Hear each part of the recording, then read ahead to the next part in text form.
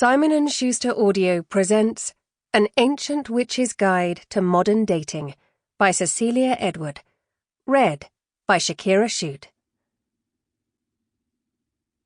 This book is for my wonderful veterinarian, J.H., and her team A&A for buying me more time and memories with my heart dog.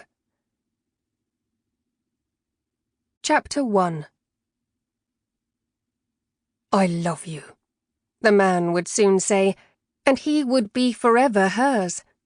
He was a blacksmith, 43 years old, widowed, grown children, once forged the nails that held together a duke's chariot, very much a gentleman, a generous lover.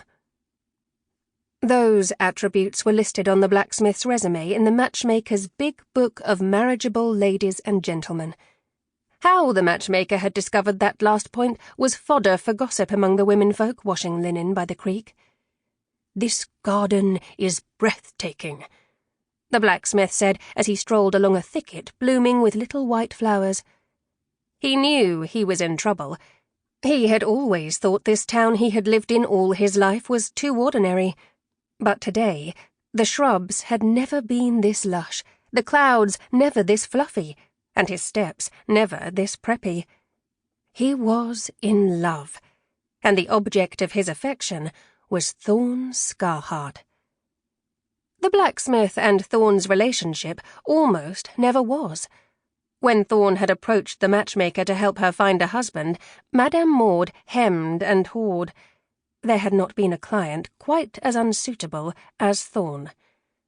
Among all of Thorn's unsuitable attributes, the most glaring one was her age.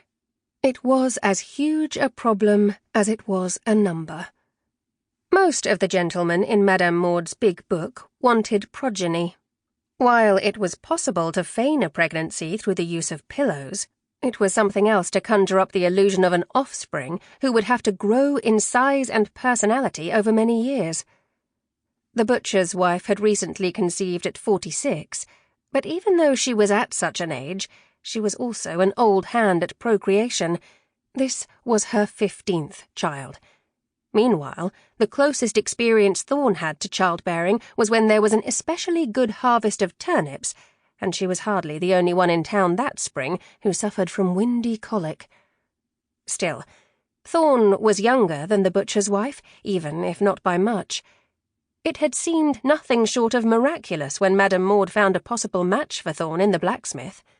And now the blacksmith and Thorn were on their first courtship meeting, and he was...